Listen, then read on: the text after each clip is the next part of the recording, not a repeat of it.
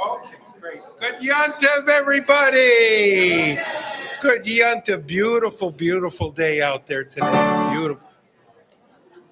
Yeah. Good Yontiv. Well, we know, please silence your cell phones. And when you exit, turn. No, right. Turn right when you exit. Turn right. Thank you so much. Elaine Fieldman, where are you, Elaine? Come on up. Our future president. Dun, dun, dun, dun, dun, dun, dun, dun, dun. Thank you. Thank you. Welcome to everybody. Welcome to our new members who are here, to their guests, to those who are considering being members. Consider. I'm going to switch it up tonight. No comedy routine. This is Kol Nidre, Yom Kippur Eve, a time for reflection. To reflect means to think deeply or carefully about something, to deliberate, consider, to look into a pool, a mirror, and see our reflection. That is a reflection. When I hear these words, I think secular humanism. We reason, consider, deliberate, etc. When we look back at the past year, I suggest we consider the accomplishments and maybe a little bit the mistakes, and consider available opportunities and establish some goals. If we focus our time on opportunities, we don't have to dwell on the regrets. There's only so much time in a day. There's no question that COVID brought sickness and death to temple members, the inability to see and socialize with friends, work on things we enjoy at temple, such as gardening, in-person services, hands-on social justice activities, and the like. We are now doing many of those things and more, and we are having fun and learning new and old things. I can't forget how crowded this room was for Super Supper. Last December, we added, among other things, lunch bunch, field trips, film discussions, and a new family Spinoza program. So as I reflect on the past year, I'm proud to be a member of CHJ.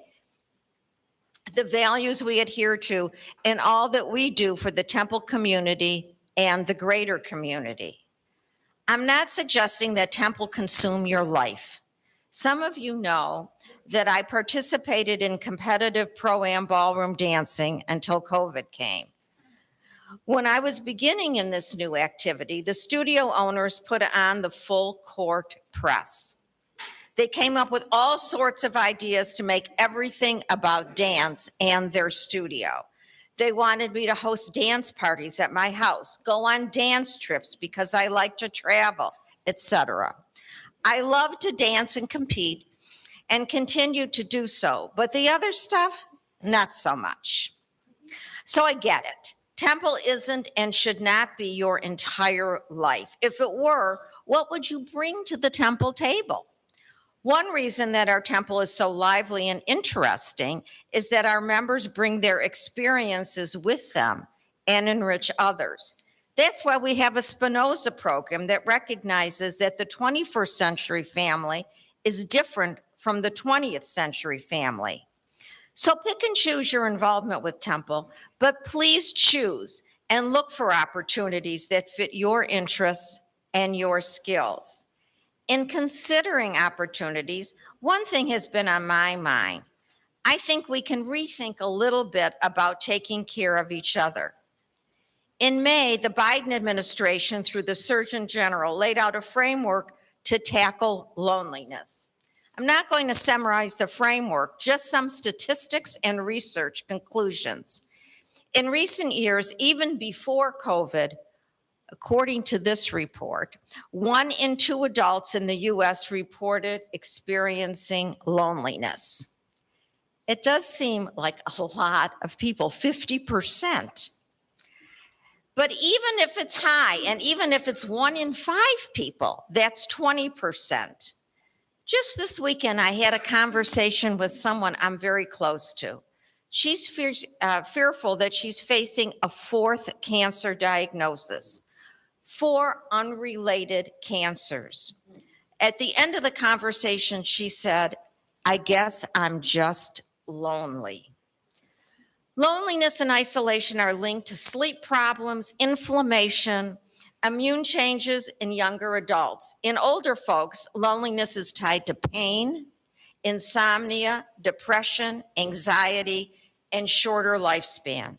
In persons of all ages, loneliness is associated with higher risk of heart disease, stroke, addiction, suicide, and self-harm, and dementia. Research shows social connection helps to combat loneliness. We certainly have social connections here at our temple. For those of you here and watching online who aren't members, consider joining. It just may be part of your loneliness cure. I hope to see a real active caring committee to tackle this problem as well. Our members have health and other stresses from time to time, including loneliness. It would be great to have a contact person, chair of the committee, so members can call this person when there is a need and wheels can be put in motion. Even a phone call to a person who feels isolated can help. If you have any suggestions on this very important item, please email or call me. There are many other opportunities set forth in the weekly newsletter. I encourage you to read it, or you may miss them. You may find a topic to be discussed at a Friday service that interests you. Perhaps you have a friend who's interested in the same topic. Take the opportunity to bring this friend to the service. And here is another opportunity. Some members have asked questions about our security. For those who were not at the Rosh Hashanah Eve service, I'm going to repeat myself.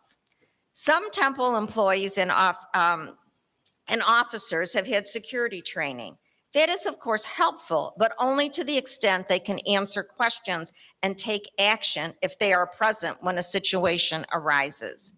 The board is in the process of planning a panel discussion for the members at large to provide information about this topic. In addition, and here's the good news, the temple has received a matching donation of up to $30,000 from money received during the high holiday donations.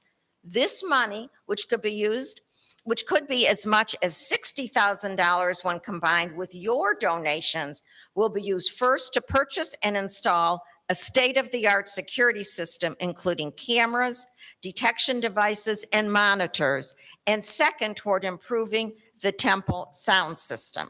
Those of you who were here last Passover can remember that was quite a challenge at our Seder. If you had one thought about making a high holiday donation, you now have an opportunity to double your donation. Every dollar is $2, and those dollars will be used to improve our security and hopefully our sound system. Again, I'll be wishing you health and happiness in this new year and collecting your generous donations after the service. Or you can mail them in. As usual, cash, checks, and credit cards accepted to improve security and sound at the temple. Hopefully, you will embrace the many opportunities coming this year.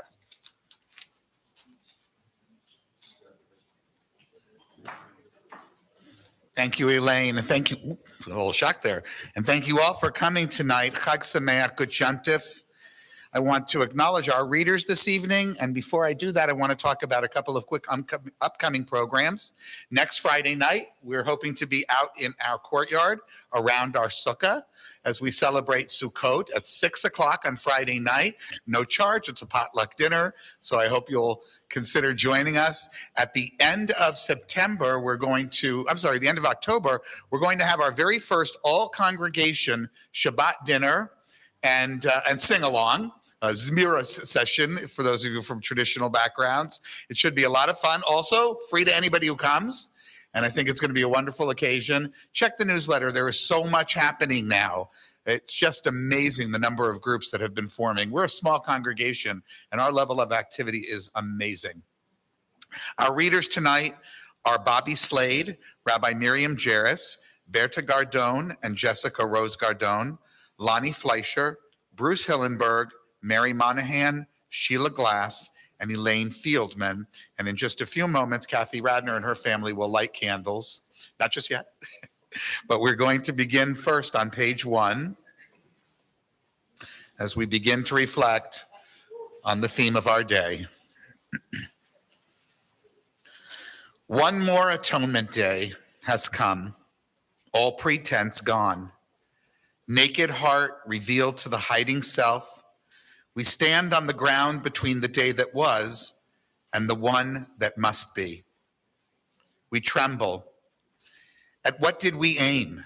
How did we stumble? What did we take? What did we give? To what were we blind? Last year's confession came easily to the lips. Will this year's come from deeper than the skin? We said then, why are our paths strewn with promises like fallen leaves? We said then, when shall our desire be for wisdom? We say now, love and truth shall meet, justice and peace shall embrace. In our weakness, we affirm our strength. In our fear, we affirm our capacity for courage. When we falter, we reach inward to ourselves and outward to each other.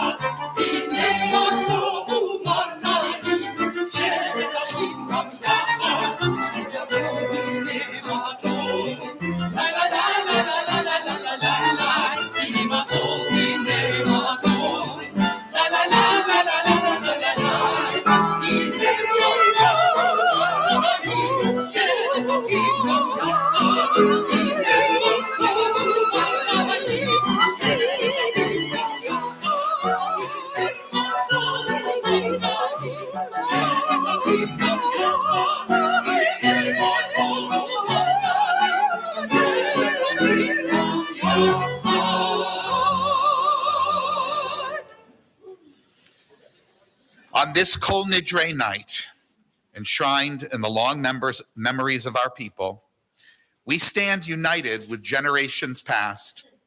Recalling the lives of our ancestors, we remove all our pretense and reveal all our vulnerability. Amid the uncertainties of life, we seek peace within ourselves and with others. We ask ourselves important questions. What is our life and what avail is our strength? What is our wealth and to what purpose our power? How can we control the course of our lives? Let the fire we kindle be a warming flame whose brightness illuminates the path of light. May the dancing of these candles spark warmth in our hearts and wisdom in our minds. As they give light to all who behold them, so may we by our lives give light to all behold us, as their brightness reminds us of our ancestors who kindled lights. So may we serve as beacons for our children to walk in our light. I'd like to invite Kathy Radner, our Temple Vice President, and her family, who will light our holiday candles, or just Russell.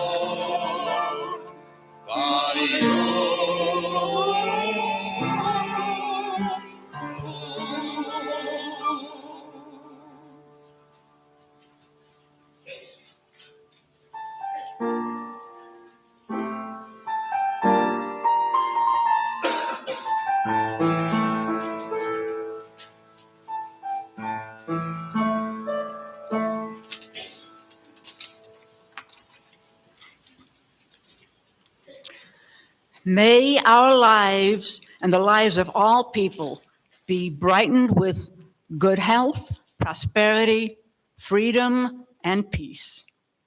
We have the power to bring these about. Let us find the resolve. We search for the spirit of wisdom and understanding, the spirit of insight and courage, the spirit of knowledge and compassion. May we, in our common needs, strengthen one another, sharing our joys, lightening each other's burdens, and working together for the welfare of our community.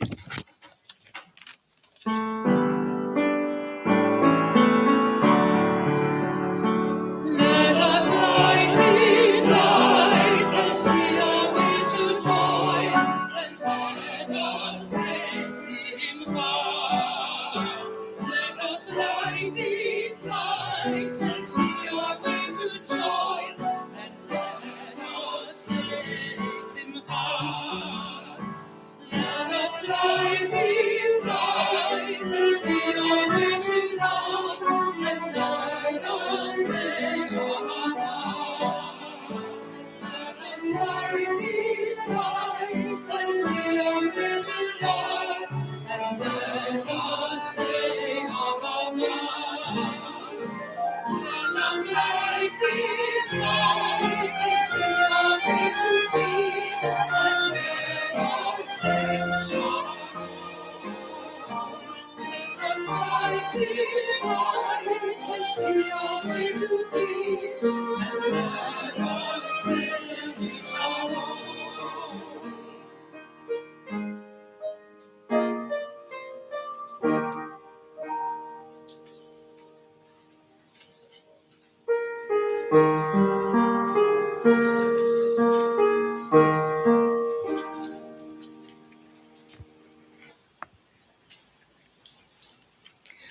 The Kol Nidre was never a prayer. It is a legal declaration annulling vows and oaths. Various forms of its Aramaic text can be found in prayer books from almost 1,500 years ago. One version speaks about annulling vows made in the year that is past. A later version nullifies vows made in the year to come. Both accounts were subject to centuries of opposition by rabbis who insisted that one could not annul vows, not retroactively and not in advance. Some scholars believe that the popularity of the Kol Nidre was rooted in fears that by rashness or compulsion, Jews would make vows or oaths that they could never fulfill. All agree that its melody contributed to its longevity. In any case, popular sentiment prevailed. No traditionalist or reformer ever succeeded in banishing it from the evening service to which it has given its name. It is fruitless to tease out a contemporary humanistic interpretation for an ancient and obsolete legal pronouncement. The real reason that we revisit it each year is to enjoy a rare living link that connects us with Jews across space and time. Let us now listen to this haunting refrain from the past. Let us now experience the Kol Nidre.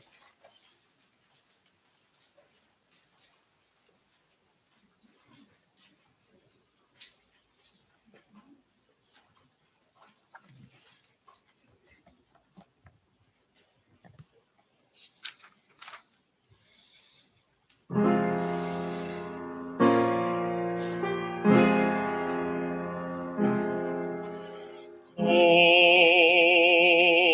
Nidre Vesare Vacharame Vechoname Vechinuye Vechinuse Ushavot Din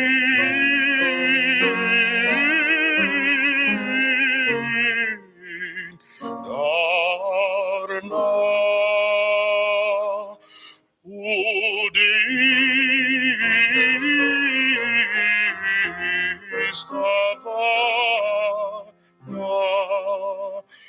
Una Harina Veda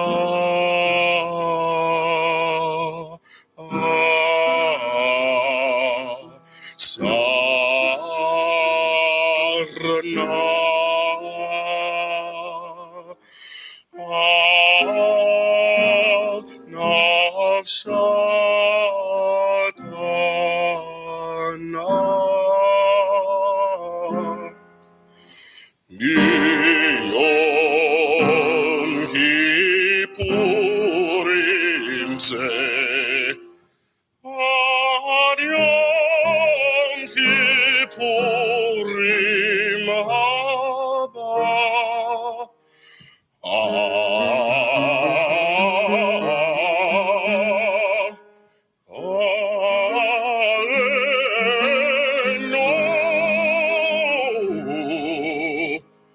Letova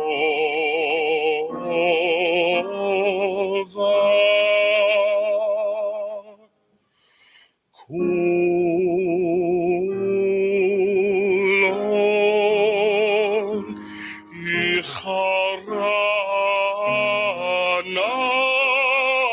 Veon Kulon Yeon Shaddai Shvikim Shvitim Beteli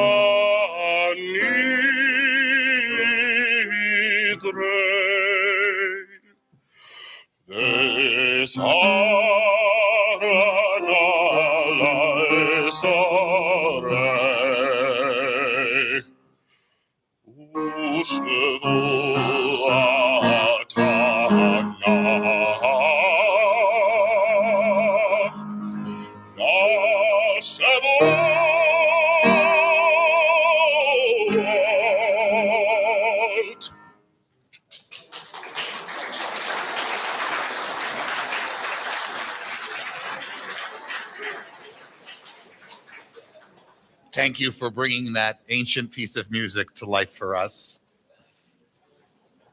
In order to be forgiven, we must know how to forgive. Yom Kippur comes and urges us to do both.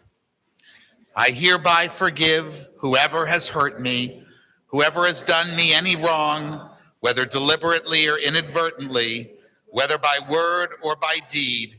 May no one suffer on my account. As I forgive and pardon fully those who have wronged me, I shall seek out those whom I have harmed and ask them to forgive and pardon me, whether I acted deliberately or by accident, whether by word or by deed. May I not willfully repeat the wrongs that I have committed.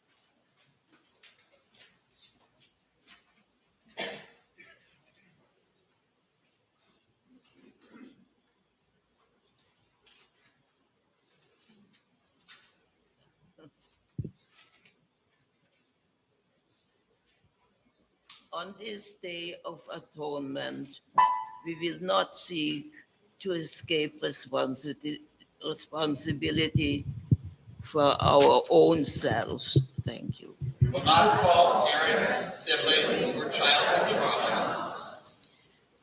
Nor will we blame society, the economy, or our institutions for their failure to make us perfect.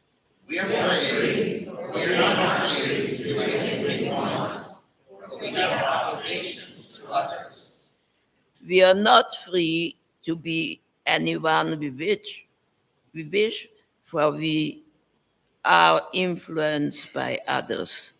We are free to choose how we shall react to life's challenges. And in this small way, we can mold ourselves to become better than we are. On this Day of Atonement, we need to accept responsibility for our own selves. We cannot be perfect.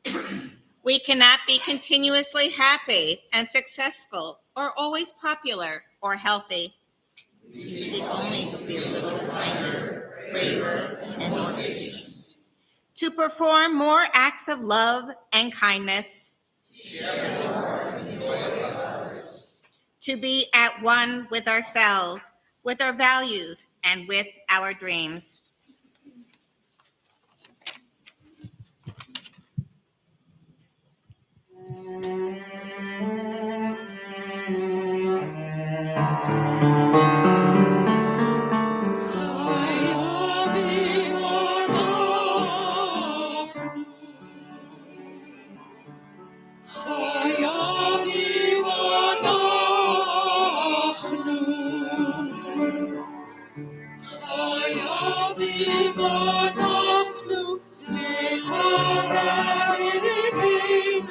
Kirevanu Masi. We look for the right thing to do. We look for the right thing to do. The right thing to do is to love one another. That is the right thing to do. Nasemet Zava, Tzedakah v'chesed. Nasemet Zava, Tzedakah v'chesed, v'shoshienu.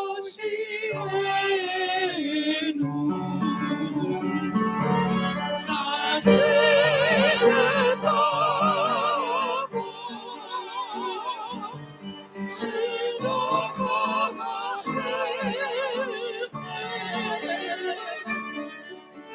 Nasemet Zava, Tzedakah v'chesed, v'noshienu.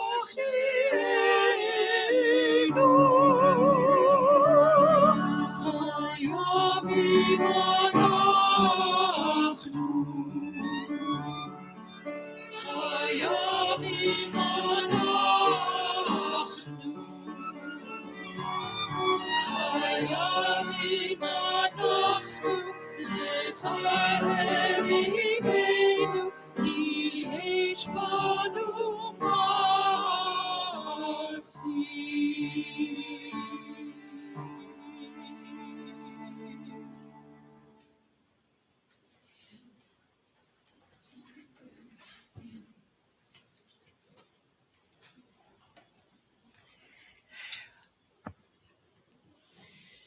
Seeking forgiveness. Too often we've turned aside from what is right and it has not availed us. Tonight, we search the inmost chambers of our hearts and probe the deep recesses of our beings. We acknowledge our wrongs in order to make them right. We have all committed offenses. Together, we confess some of our human weaknesses. Let us seek to find forgiveness from those we have harmed, for the wrongs we have committed under duress or by choice. Yes. For the wrongs we have committed openly, we will seek forgiveness. For the wrongs we have committed secretly, we will seek forgiveness. For the wrongs we have committed with our words, we will seek forgiveness. And for the wrongs we have committed by the abuse of power. For the wrongs we've committed by hardening our hearts. And for the wrongs we have committed by disrespect for parents and teachers. For the wrongs we have committed by dishonesty. And for the wrongs we have committed by hurting others in any way. For all of these things, we will seek to make amends. When we do, may we find forgiveness and pardon.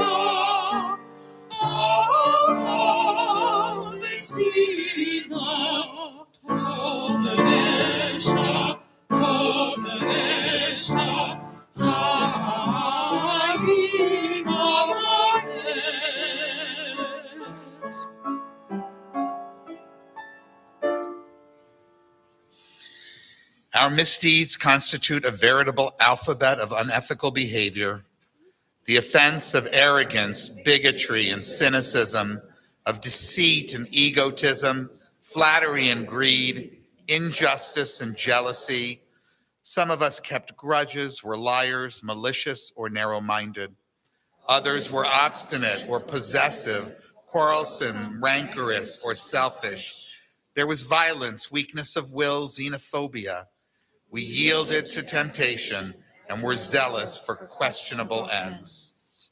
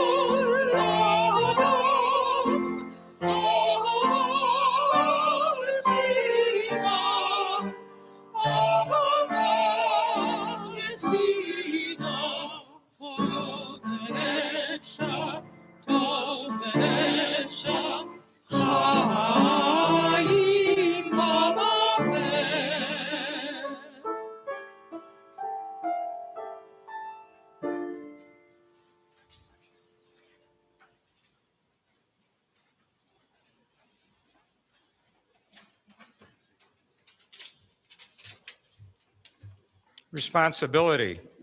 If we take our commitments seriously, we fulfill them. Responsibility is a choice. We could always choose to pass on our obligations to others, to distribute blame, to counterattack when criticized. Or we can have the dignity to take full command of our life and have the courage to say, "It's my fault, I'm sorry." There are always other factors in our failures. People who let us down, circumstances beyond our control, genetic inheritance, and on and on. In the end, we have to decide whether to make excuses or to make good on our promises. Responsibility is a lifestyle. In a narrow sense, we are only responsible for our own behavior. Yet, if we are truly committed to our values as humanists and as humanistic Jews, our responsibilities do not end with ourselves, nor with our family, nor with the Jewish people. If we are responsible for ourselves and we feel responsible for the whole world, then we are living the values of humanistic Judaism.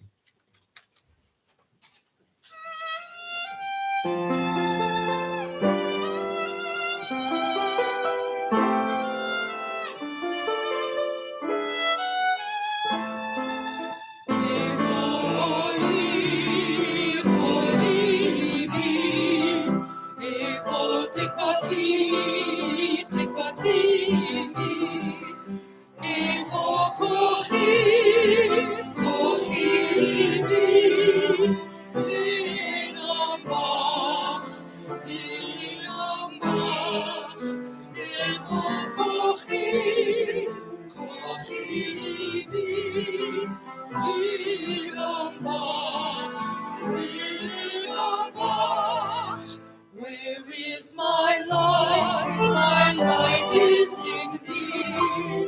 Where is my hope? My hope is in thee. Where is my strength? My strength is in thee. And in you. And in you. Where is my strength? My strength is in thee. And in you. And in you.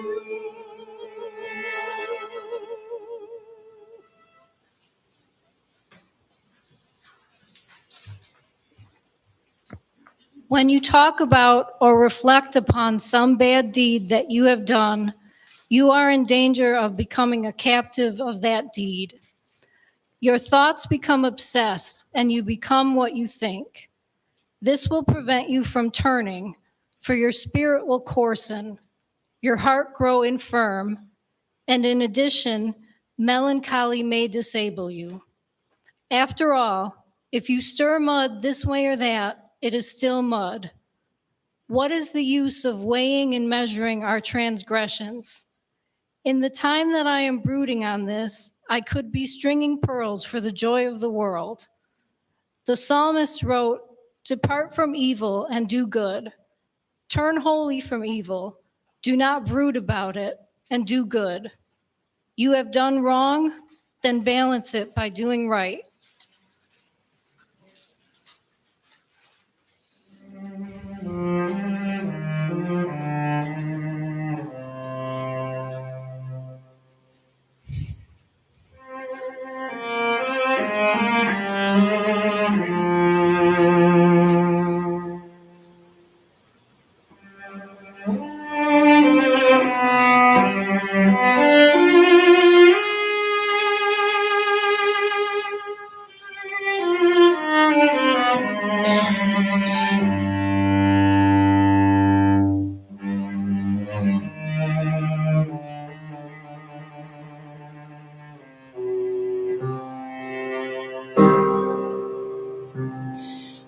We rise up each morning, and the earth rises too. World weary, we rise up, and we want something new. A world where compassion falls freely as rain. A world where all people can live without pain. Inclusive of all and rejecting of none. Where love touches all lives like the warmth of the sun. No abuse and no hatred, no prisons of fear. As the sound of the shofar celebrates the new year. If we open our hearts to the love waiting there, we can have the power to heal our despair. If we open our eyes and see all people are kin, destruction will end and a new world begin.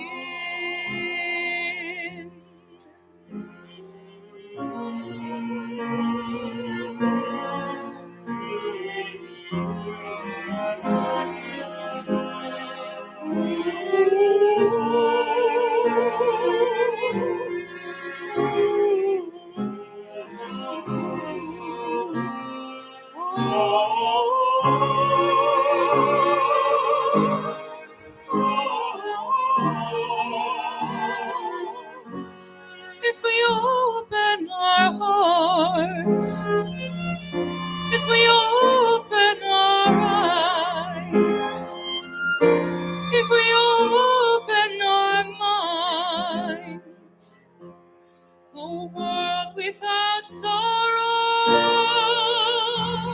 a world without pain, a world where compassion falls freely as rain. A world where all people are united as one. If we open our hearts, if we open our minds, if we open our arms.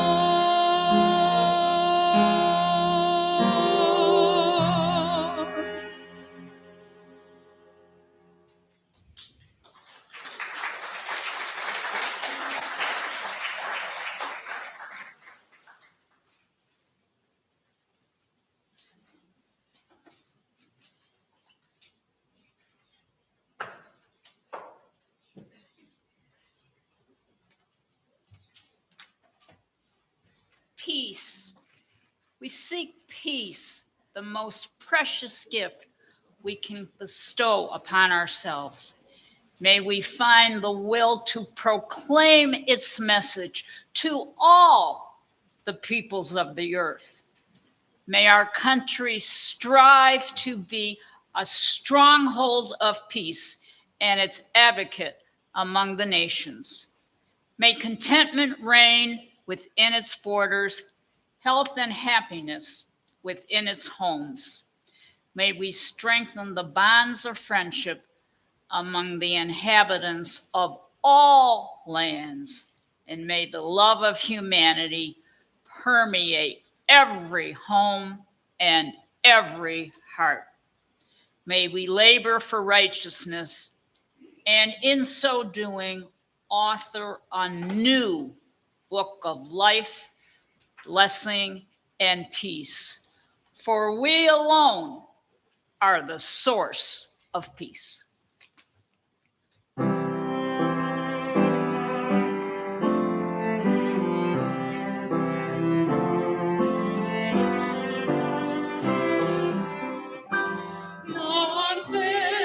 Shalom, shalom, olam. Na'aseh shalom aleinu.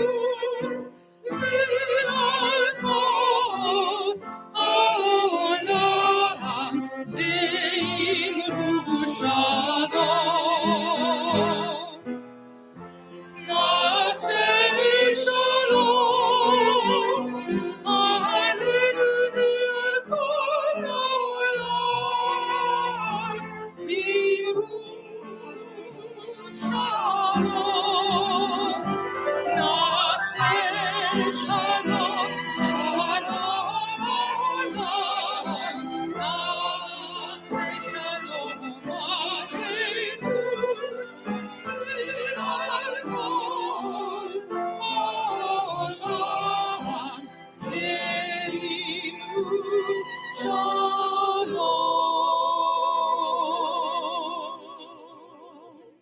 In this community where we find strength and common purpose, we turn our minds and hearts toward all those who need our love and support, those who are ill, those who suffer pain of the body or spirit, those who are lonely, those who have been wronged. May all who suffer know that they are not alone, that we are there. May they be healed quickly. May they experience a complete recovery, refuah shlema, the renewal of their bodies and the renewal of their spirits.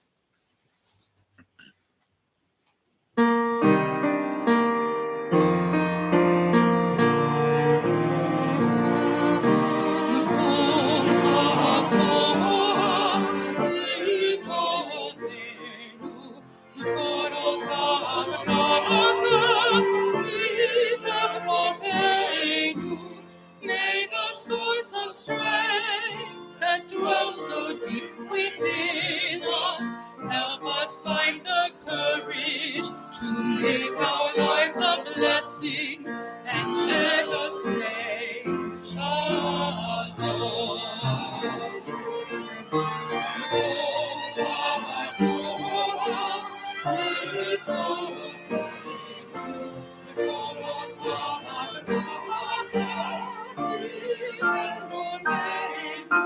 Because in need of healing, no refuah shlema, the renewal of body, the renewal of spirit, and let us say Shalom.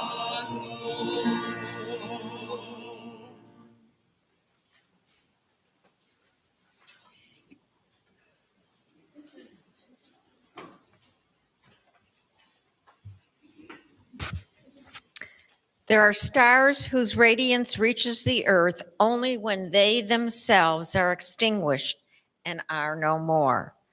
There are people, the splendor of whose remembrance lights the world while they are no longer among us. These lights, those that brightly shine in the darkness of the night, they illuminate for us the way.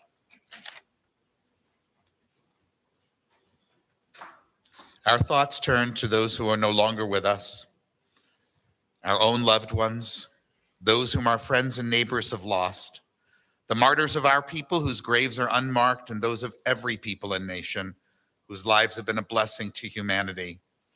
As we remember them, we meditate on the meaning of love and loss, of life and death. We think of our loved ones whom death has recently taken from us, those who died at this season in years past, and those whom we have taken into our hearts with our own.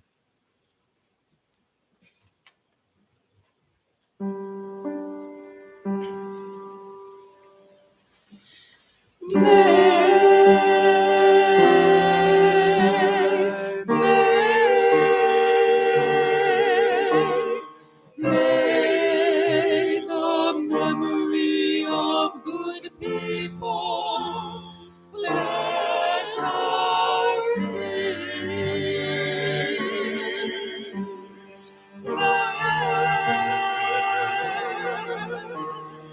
Bless our days, bless our days.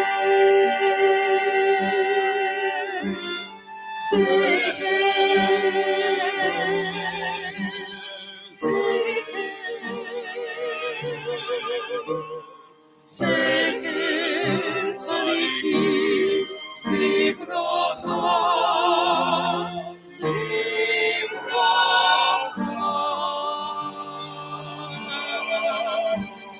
Sept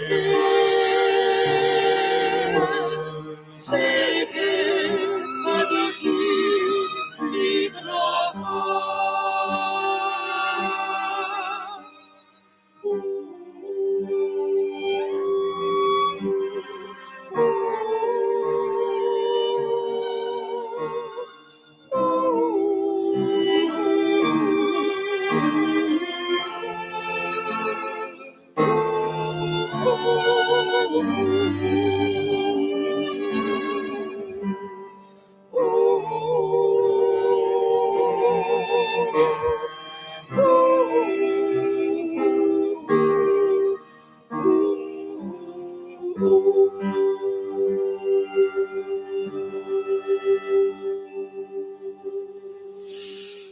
If you can do so comfortably, I invite you to now rise as together we recite our humanistic interpretation of Kaddish.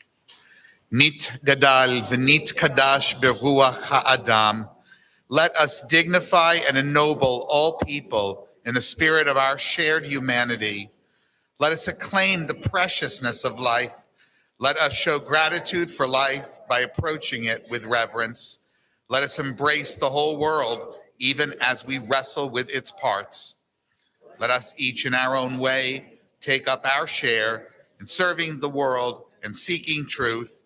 May our commitment to life help us to strengthen healing of spirit and peace of mind.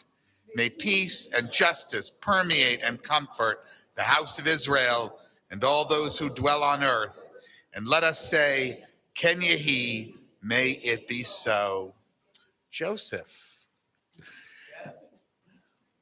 For those of you who don't know him, Mr. Joseph Palazzolo, my dear friend, please be seated. Sorry, sit down.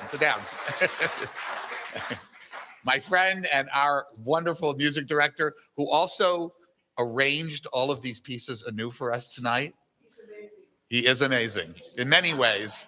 Could you introduce for us our musicians? Absolutely. So if y'all could stand, please. So we have new this year, Bonnie Brooks, soprano, and yes. And fresh from the Detroit Opera Company, we have these two people and this young man here in the back. So as you know, this is Lauren Matthews on the cello, and on violin, we have Henrik Karapetian, Dr. Henrik Karapetian. And we have Mr. Lawrence Mitchell Matthews. He's got like one of those hyphenated last names. And it's funny because during rehearsal this afternoon, we were remarking, she's Lauren Matthews. He's Lawrence Mitchell Matthews. She spells her name with one T, he with two. So these are our folks. And I say the most. a returning member. I say the most important for last. I'm so sorry, Kate. So The rabbi didn't forget. Are returning in the ever popular Kate Rosen, who incidentally I discovered as we were rehearsing at my house. She lives like a few blocks away from me in Ferndale. It's so cool. She went to this temple when you were For a couple years, maybe for a couple years. 10, 11. So yeah, welcome back to CHJ. Thank you. And I understand that a week from today, you will be performing here. Yes, we will. Could you please have a seat, folks? Okay. So we would like to do an excerpt from the Dvorak Trio for Piano and Strings in F minor, and it's excerpted for the sake of brevity.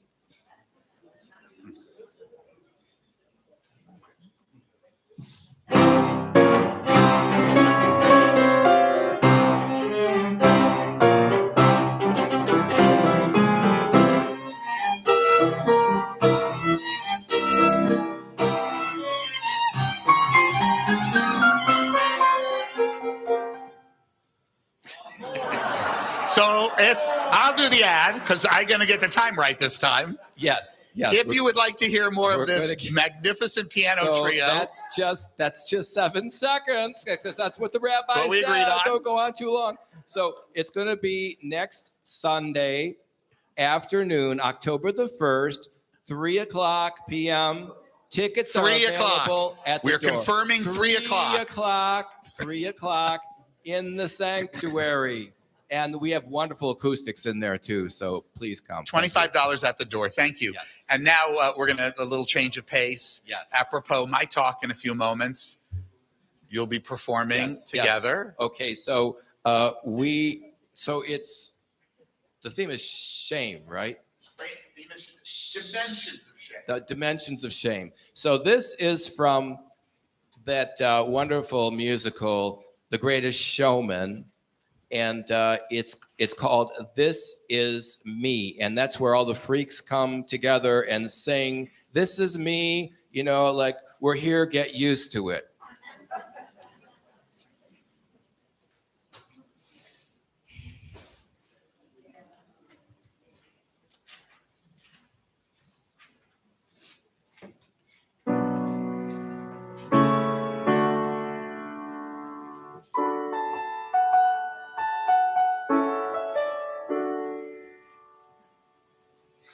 I am not a stranger to the dark.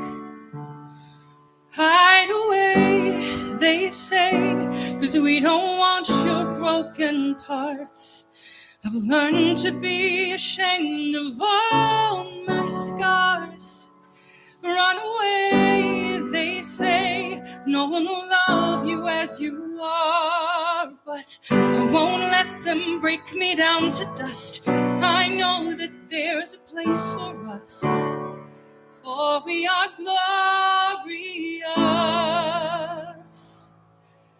When the sharpest words want to cut me down,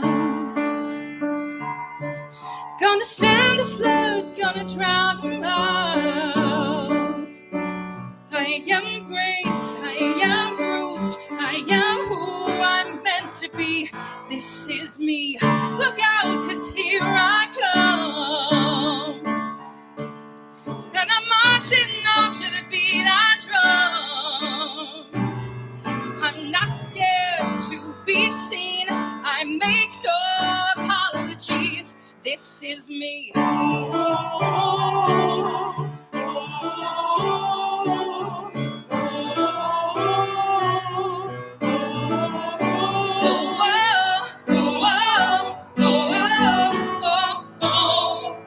Another round of bullets hits my skin. We'll fire away, 'cause today I won't let the shame sink in. We are bursting through the barricades and reaching for the sun.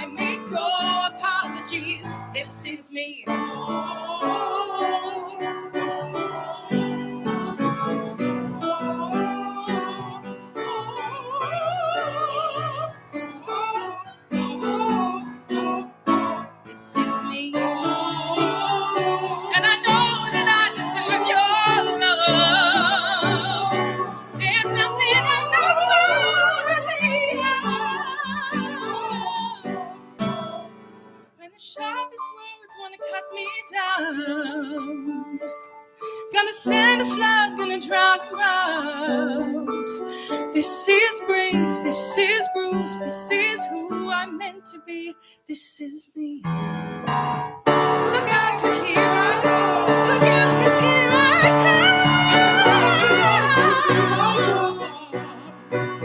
I'm not scared to be seen. I make no apologies.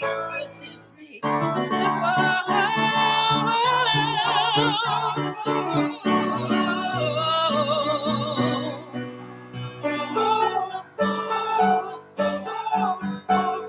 This is me.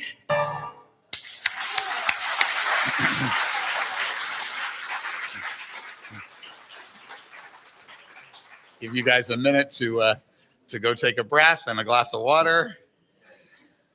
So I have to tell you a little inside baseball or inside sermon. I don't know what it is, but I have never had a harder time figuring out what song to do for a talk before on the high holidays, because we considered songs ranging from Johnny Cash's Hurt, which was so depressing. We had to spare you of that, even though thematically it might have been better, all the way to this one, which I'm actually not even addressing this kind of shame until the very end of the talk. But when it push came to shove, we had to pick a song. We finally did. And I realized that the fact that we couldn't find one that was perfect really spoke to the problem or the issue of shame. There are a lot of dimensions to it. The weightiness of any exploration of shame is underscored by the amount of time and energy we human beings have spent throughout time concerning ourselves with the topic. You probably know this already, but it is one of the very first matters taken up in the Torah itself, the story of Adam and Eve. I hope you know the tale. Adam and Eve, the very first humans, are happily ensconced by their creator in the paradise of the Garden of Eden, a place where we can assume that at least the temperature was always pretty good, because the Torah says the man and his wife were both naked all the time and were not ashamed. There was, of course, a catch to living in that paradise, one abiding rule issued by that creator that they must obey. Of every tree of the garden you are free to eat, but as for the tree of knowledge of good and evil, you must not eat of it, for as soon as you eat of it, you shall die. We all know what happened next. After a tricky serpent planted doubts about the creator's threats, and you know they didn't die right away, right? Adam and Eve ate the fruit of the tree, and suddenly the text tells us they knew that they were naked. A result, at least according to thousands of years of interpretation, of sudden, instant shame. Of what were they ashamed? Of disobeying the garden's only rule? Of being unclothed? Something that didn't seem to bother them before all the fruit eating. Interpretations of this story are so steeped in theological controversy that whole new religions arose from them. Christianity is, to a certain degree, actually based upon this story, teaching that the disobedience of these first two humans constituted what they call the fall of man, through which every subsequent human was born into a sinful state, a state that was forever on, passed from generation to generation, only to be forgiven through faith in the sacrifice, as they put it, of the grace of God's chosen Savior, Jesus Christ. Jews, of course, saw things differently. Most interpreted the fable of Adam and Eve as a metaphor for how human beings acquired moral agency and free will, and of the consequences of feeling ashamed when we misuse them. That the world's most famous and most influential creation myth is so focused on the topic of shame is no fluke. It demonstrates the extensive preoccupation that people have with this subject, and it suggests the complexity and the multifaceted nature of shame as a human emotion, one that we all experience in one way or another, individually and collectively. Shame, as we'll explore tonight, has its upsides, yes, and many downsides too. Among its positive effects is the ways in which it serves as a powerful regulator of social cohesion and of collective moral behavior, holding us accountable to one another. Another positive aspect of shame is the way in which it serves as a measure of our capacities for self-awareness and introspection, encouraging us to be accountable to the best versions of ourselves.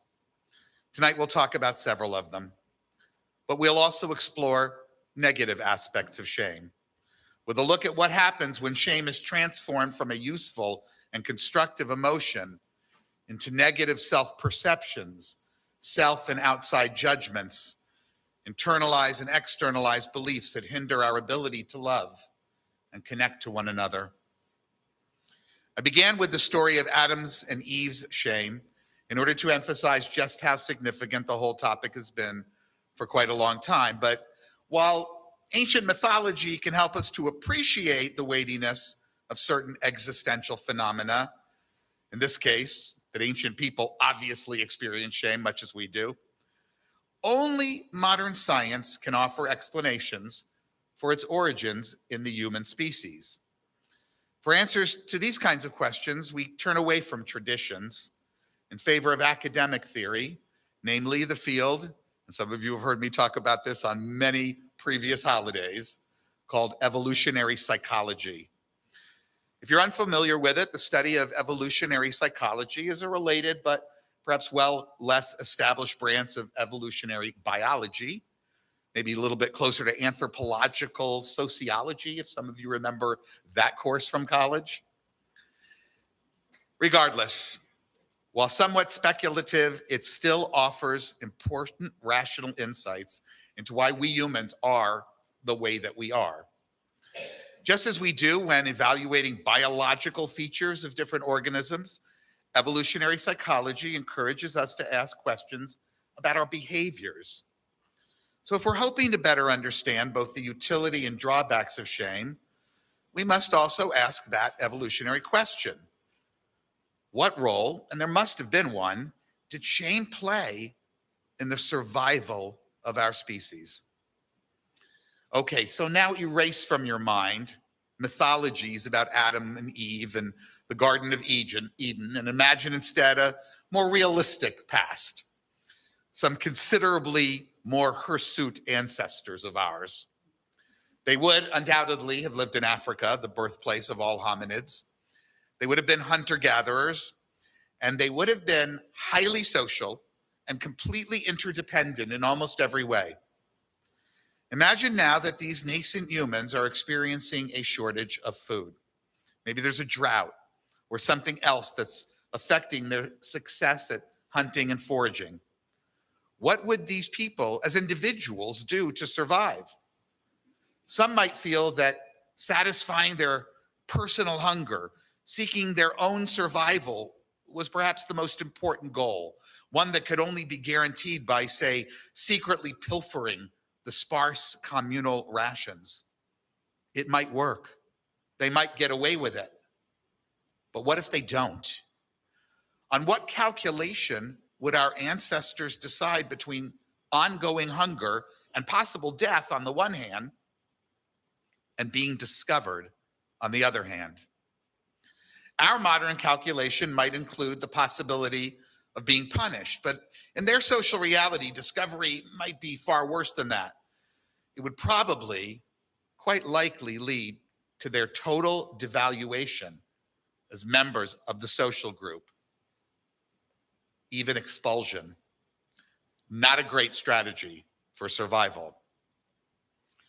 Researchers believe that feelings arising from pre-judgment calculations like these amount to a kind of what they call anticipatory shame. Some of them identify this as the very beginning of ethical reasoning.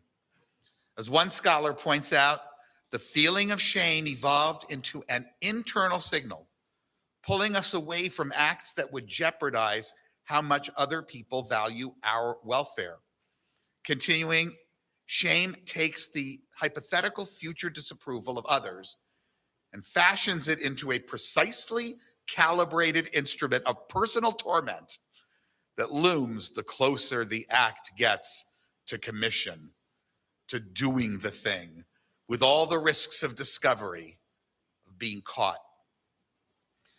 Now, knowing this may not generate a great deal of pride about how our conscience is developed, but it does a lot to demystify the complexity of shame. And it also reminds us that one of the rock bottom pleasures and challenges too of being a human being is our interdependency. Evolution did not design us to be loners. Over time, as we have evolved into more self-aware and self-conscious creatures, we have developed the ability to appreciate those aspects of our humanity that helped us to maintain this kind of social cohesion. In turn, our appreciation has resulted in the creation of collections of values and rules that enshrine our responsibilities to one another. This is called the creation of societies. All of this went on in a positive direction, even as shame seems to have taken on a life of its own, a life that included various positive manifestations, guilt, which we will explore in a moment, and somewhat surprisingly, at least it was for me, even embarrassment. As I was researching the vast dimensions of shame, I discovered an unanticipated amount of research about how mild embarrassment reveals some of the pro-social rewards that its ancestral form of shame did. As it turns out, though often perceived negatively in the moment, embarrassment has positive outcomes. People who are willing to risk a little embarrassment are seen as more trustworthy. People who are willing to laugh at themselves are also perceived as being more modest, less prideful. One of the best cinematic depictions of this kind of embarrassment is in the classic movie Annie Hall, whose title character is played to perfection by Diane Keaton. She portrays the quintessential outsider to New York Jewish culture when she enters a restaurant that is clearly modeled on New York's Katz's Delicatessen, famously informing the server, "I'm going to have pastrami on white bread with mayonnaise, tomatoes, and lettuce."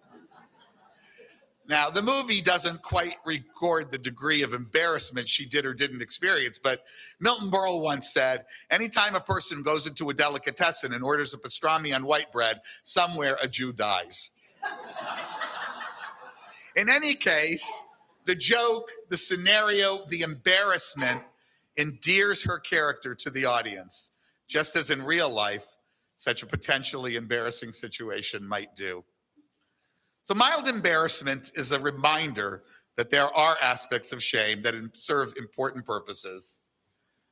There's another form of shame, a much more serious aspect, that does too. We call it guilt. Now, guilt may be the topic of a lot of humor. Jews and Catholics famously joke about who feels more guilty all the time and why. The kind of guilt I'm talking about is good guilt. It might be one of the most important emotional gifts of our humanity. This is the guilt that is triggered when we already have or are about to engage in some behavior that violates our own internalized ethical and moral codes. The kind of guilt that produces a very specific kind of alarm for our conscience. One of the great philosophical divides between traditional religion and humanism actually concerns the origins of the human conscience. Tradition, and I've even met progressive rabbis and ministers who echo this, insists that the conscience is a gift of God, that it communicates to people a divine will about the basics of what is right and what is wrong. But then they also correctly note that people frequently defy their consciences. This is why we're here tonight, after all. It's a holiday about that, about ignoring that sense of guilt. This, they say, the religious types, is why God intervened in the affairs of humanity, gifting humanity with supernatural commandments, heavenly rewards and punishments to supplement the faulty inner voices that were originally the gift of conscience. Now, we humanists, of course, agree that we do frequently defy our own consciences. Otherwise, there would be no wrongdoing. That's why Humanistic Judaism continues with this tradition of Yom Kippur. But of course, we do not believe that authoritarian holy writ, the Torah, the New Testament, any other holy scripture provides the antidote. We believe that our guilt serves as a reminder to strive to be truer to our own declared values. The things we say are important to us. One of the best original songs that I've heard produced by humanistic Jews for our movement, and which we'll hear tomorrow, is called Yesh Makom B'Tochenu. There's a place within us. Look within yourself. It was written by members of Oreno, our Toronto congregation. It asserts that there's a place with wisdom that can guide us. There's a place where we know what's right or wrong, and then asks, where's that path to peace that we all long for? And offers the answer, Yesh Makom B'Tochenu. That place is inside of us. Look within yourself, it says. You'll find it there. The conscience is our inner compass, our personal GPS app, directing us as we daily choose between right and wrong. Sometimes when I'm engaged in conversations with children about the importance of our values, our ethics, our moral principles, I remind them of good old Jiminy Cricket. You can't give a talk about conscience without Jiminy Cricket. At least in the Disney version of the character, he serves as the embodiment of Pinocchio's conscience, guiltily chirping at him, that's why he's such a great metaphor, when he makes bad decisions. Of course, Pinocchio's conscience is external, and that's the point. He's not a real boy. He doesn't have a conscience. Flesh and blood humans have our guilt served up from within. When we deviate or even consider drifting away from the dictates of our consciences, our own internalized moral and ethical rules. Dr. Brene Brown, whose name you may have heard, she's quite popular online and in self-help circles, is a researcher and a scholar, a renowned expert on topics related to shame and guilt and so forth. She defines guilt this way. It is the psychological discomfort that informs us that something we have done or failed to do contradicts our own values. When we listen to our consciences, it can serve us well. Dr. Brown describes guilt as an internal dialogue, even appropriately for Yom Kippur, a bit of a confession, one that says, I did something wrong. I made a mistake. By signaling the discrepancies between our actions and our own values, she says that a guilty conscience allows room for growth, for change, creating the possibility of taking corrective action, recompense, or in the language of Yom Kippur, we would say acts of atonement that lead to what Jewish tradition calls teshuvah, turning away from, trying not to repeat the kinds of behavior that led us to feel such psychological discomfort in the first place, that guilt. Now, a lot of us tend to conflate guilt and shame. And though they are closely related, and I believe guilt developed out of this idea of shame, they are, in the eyes of many scholars, psychiatrists and psychologists, other mental health experts, while closely related, not the same. And I think Judaism historically agrees with that. As I was preparing this talk, my daughter Ilana shared a cartoon with me depicting an adolescent talking to his rabbi about his pubescent obsessions. You can imagine what they are. Rabbi, he says, I need to talk to you about how ashamed I'm feeling. To which the rabbi responds, shame, no, no. Jews, we do not do shame, we do guilt. Among Dr. Brown's notable contributions to the field of mental health is the way that, like this rabbi, she also distinguishes between guilt and shame. Guilt, she notes, prompts an inner dialogue that confesses, as we just said, I did something wrong, I made a mistake. Shame, however, as she understands it from her research, the type that with this cartoon rabbi she agrees, is counterproductive, even harmful, saying this, I am wrong, I am the mistake. It was about this type of shame that Joseph and I ultimately settled upon which song should precede this talk. This Is Me, the song we heard, rejects the notion that we can be mistakes, as well it should. Dr. Brown expands her definition of internalized shame, calling it the intensely painful feeling or experience of believing that we are flawed and therefore unworthy of love and belonging. That something we've experienced, done, or failed to do makes us unworthy of connection. Something that we are makes us unworthy. These fears generated by feelings of unworthiness lie at the heart of the matter. In the time remaining, I want to look at her theory of shame and what she's learned from research, because I think it can be of help to anyone who experiences it.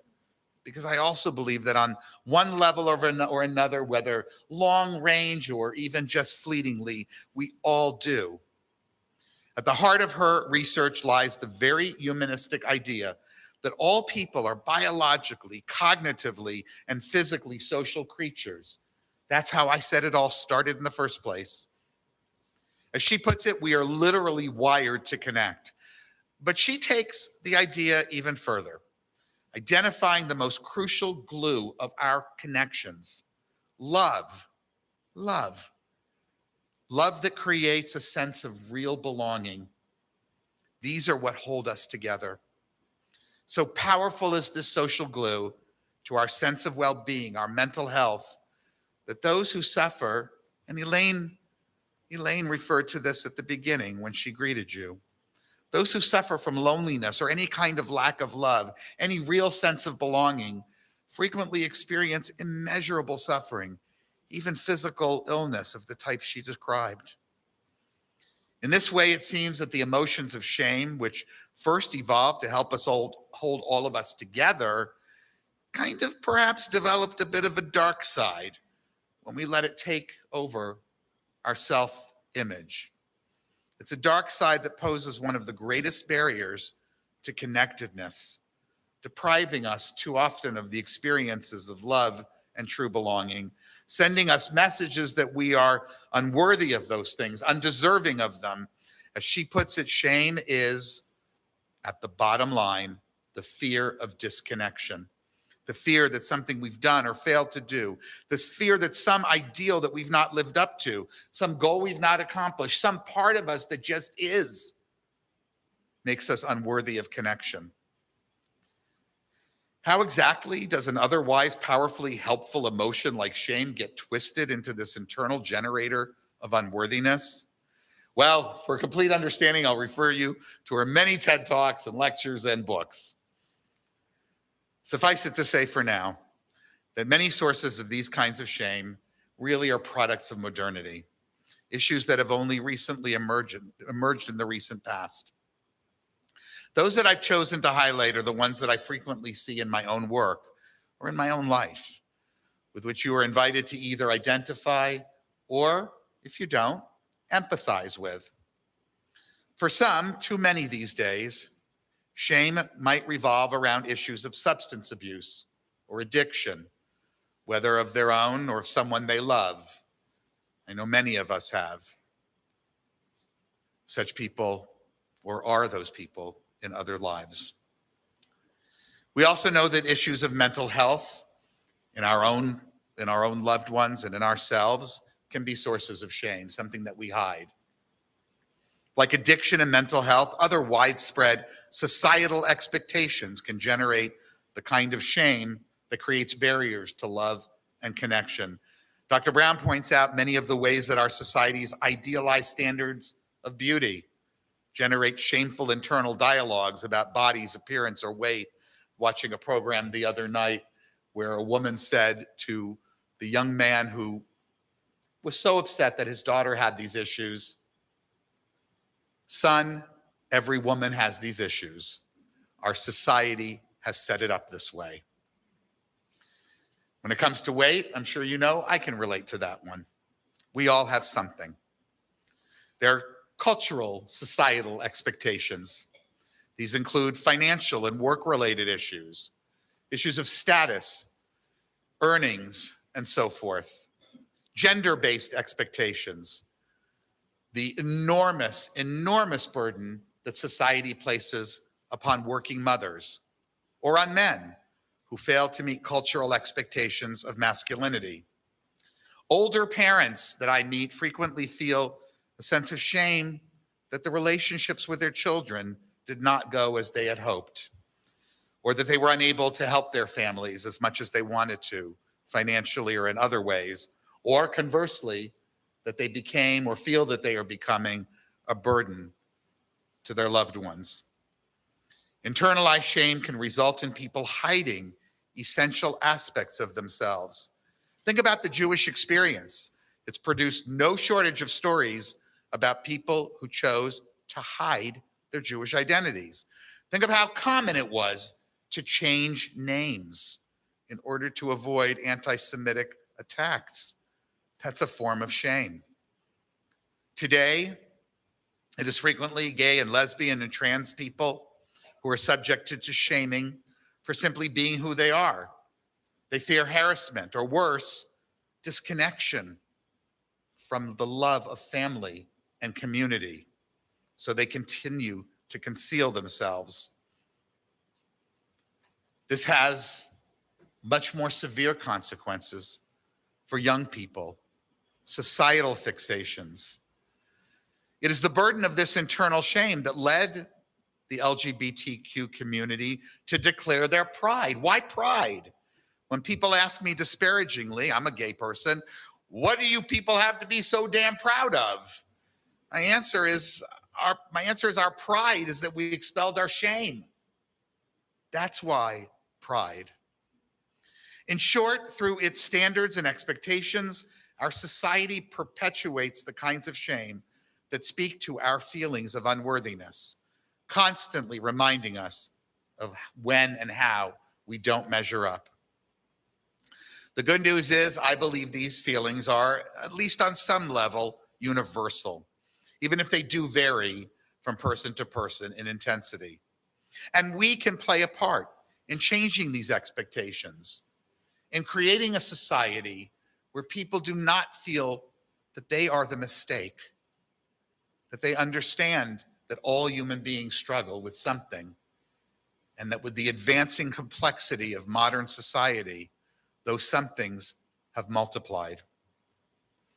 Each and every one of us has the power to liberate others and ourselves. Dr. Brown recommends, for those of us who feel it, 4 strategies. To begin with, she suggests practicing courage. And I was amazed at how her suggestions align with our universal humanistic aspirations and values. Courage, she said, starts with showing up and letting ourselves be seen. It takes bravery to face what we feel shames us.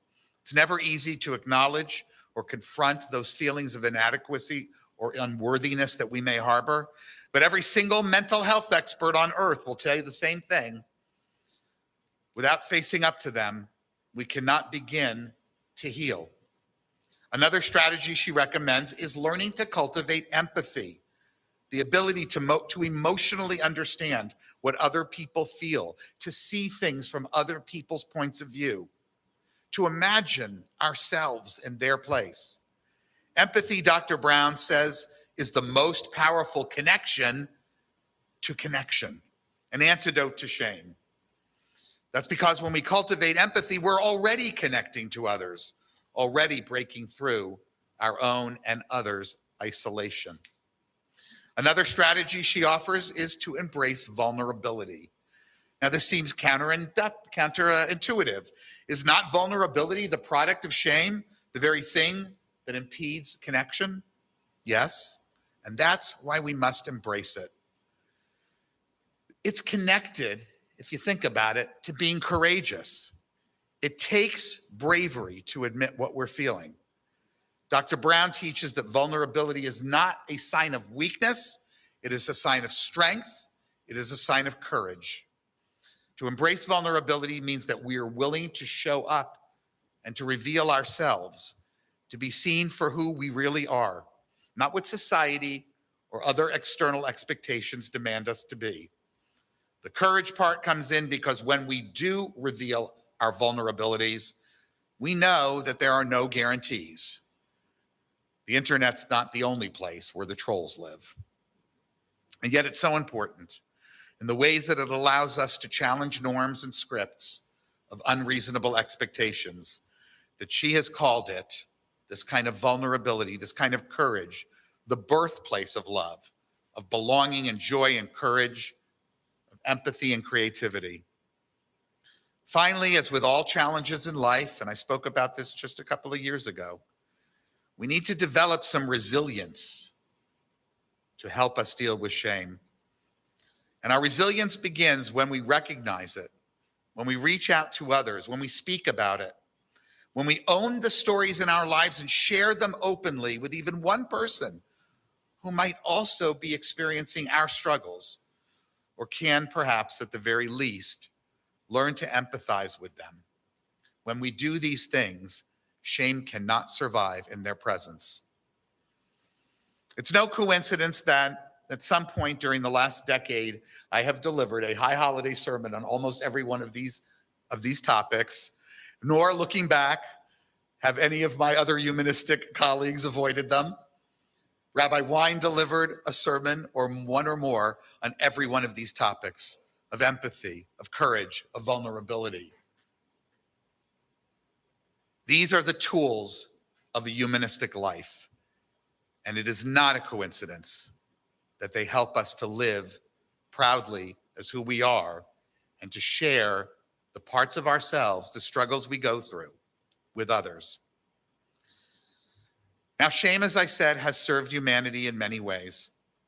It has helped us to bond to others, to sometimes laugh at our foibles. Diane Keaton is a good example. It's aided us in the development of our conscience, that part of us that guides us down the paths of right and wrong that we have set for ourselves. It's reminded us of the power and necessity of connections and how these values of courage and empathy and vulnerability and resilience can help with that. It is little wonder then that the Torah addresses shame in its very first chapters. In all of its complexity, its downsides, and its upsides, the story of shame is the story of our humanity, and it is the best of our human experience. Thank you for letting me share these thoughts with you tonight. So as our choir comes back in, a little preview. Tomorrow I'm going to talk about the gifts of legacy, what it means as humanists to think about what we leave behind when our lives are done. I think it's a pretty good thing for humanists to think about, and I hope you'll find some strength in the words that I have. Okay, here they come. Sorry, I'm doing a little riffing until they get here. But we had a little reading. We have a little. First, tell me what the concluding song is. All right, so that'll be page 21. Page 19, our conclusion. Now, at the beginning of a new year, we seek the spirit of wisdom and understanding, the spirit of insight and knowledge, the spirit of knowledge and reverence. May we overcome trouble, pain, and sorrow. May we bring joy and love into the world, causing them to take root and spread throughout this new year. Page 21.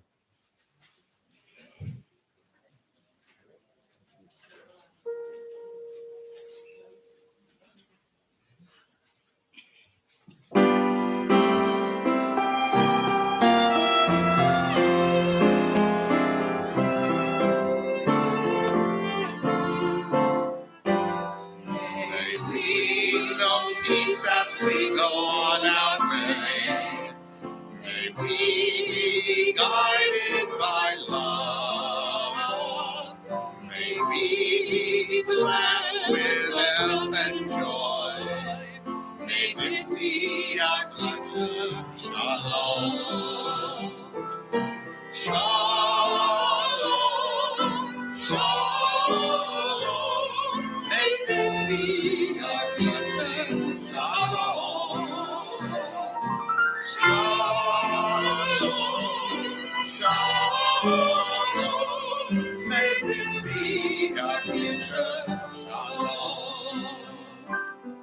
May we be sheltered by the wings of peace. May we abide in safety and in love.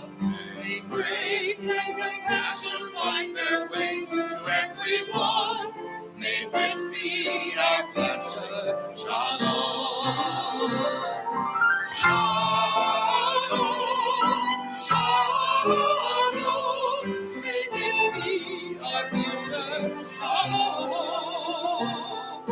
Shalom. Shalom. May this be our future. Shalom.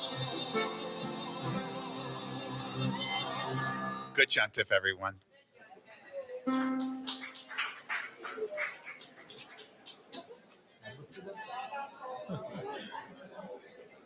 Joseph.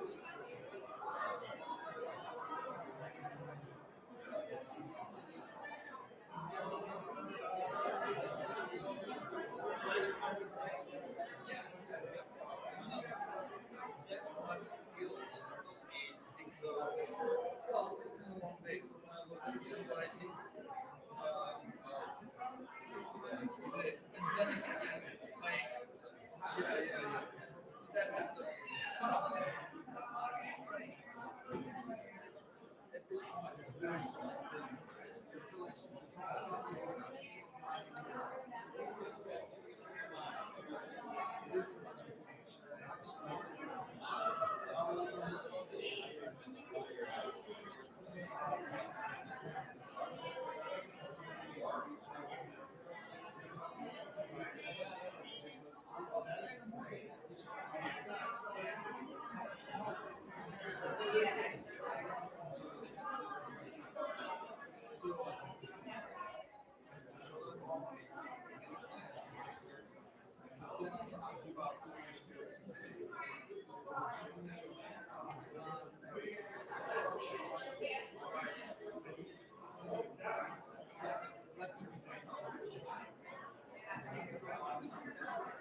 it's